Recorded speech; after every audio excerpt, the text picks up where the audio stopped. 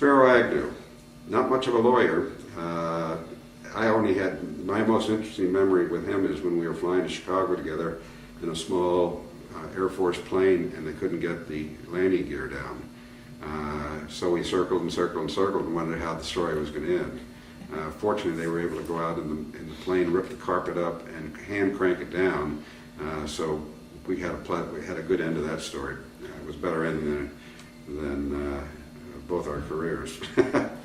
Colson, interesting person. Chuck and I, after he pled guilty to his involvement in the Ellsberg matter,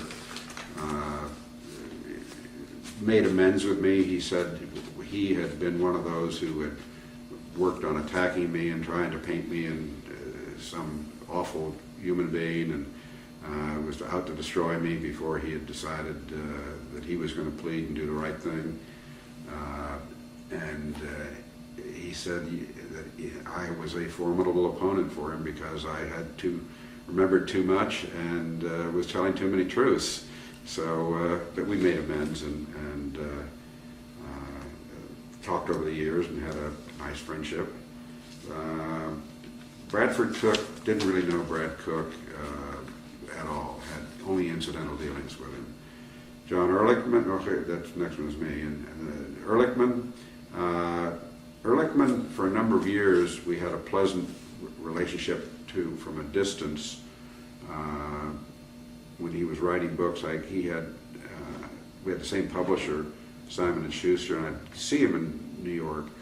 And then he became smitten with one of these revisionist accounts that turn history upside down and have me involved in the break-in at the Watergate that I actually am the only one that tried to end and stop, as I did the cover-up. And he somehow thought by joining these small group of revisionists, he could improve his own record. It didn't work, and he really just sort of proved to me himself to be a rather sorry character after all this. Didn't get it, which I thought he had. Bud Krogh is a friend. He was a contemporary at the White House. We've remained friends all these years. He's somebody who's tried to take the mistakes he made and share them with others so that they won't make them, as I have tried to do. Gordon Liddy. Well, Gordon thought he was James Bond, and he really, as I've told many people, was not quite Maxwell Smart. He's a fool, and he's one of the ones who had a clear criminal mentality when he got to the White House, and he still does. Prison was more of a finishing school for Gordon, and not much more. Bob Mardian.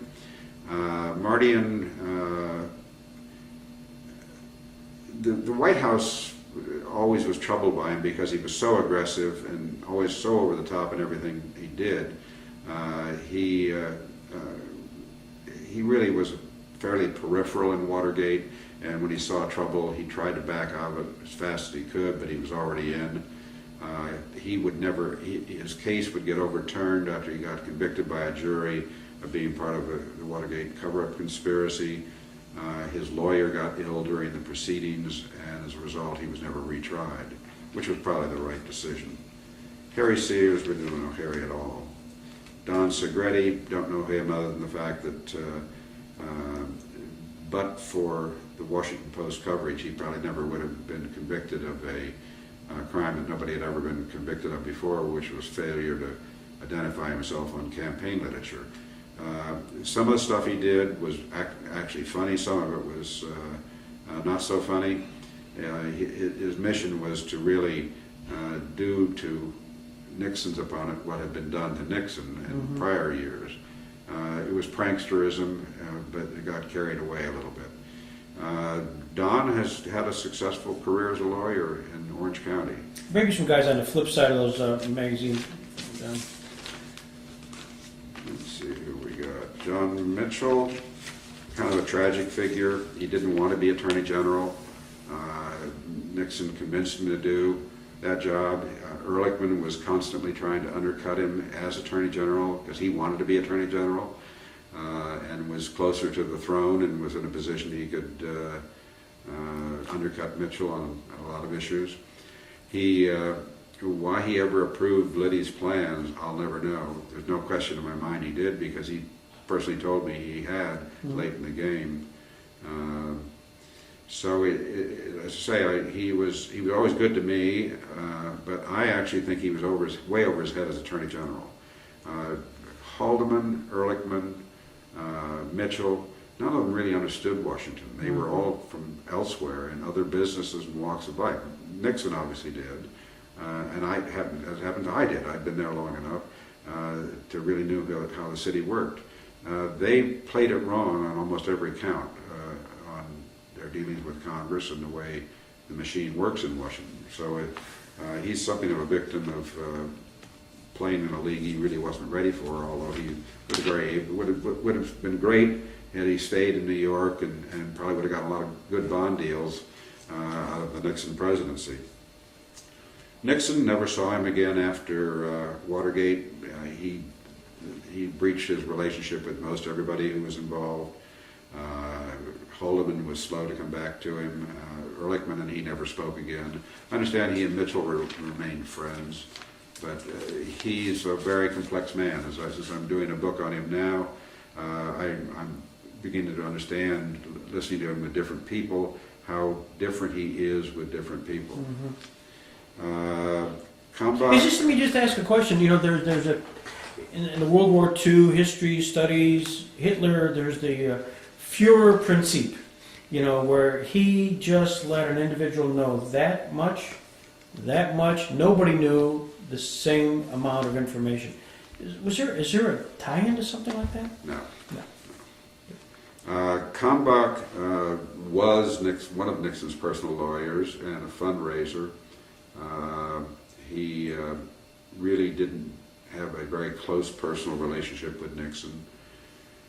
In fact, Nixon won't hire a really knowledgeable criminal lawyer until he leaves the White House, which is bizarre.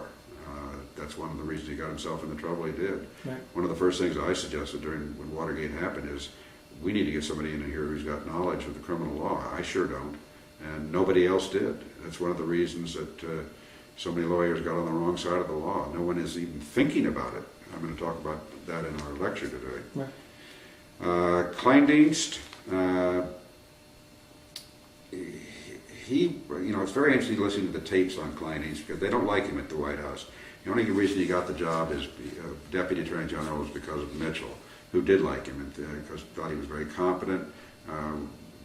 He was sort of a shoot from the hips type person.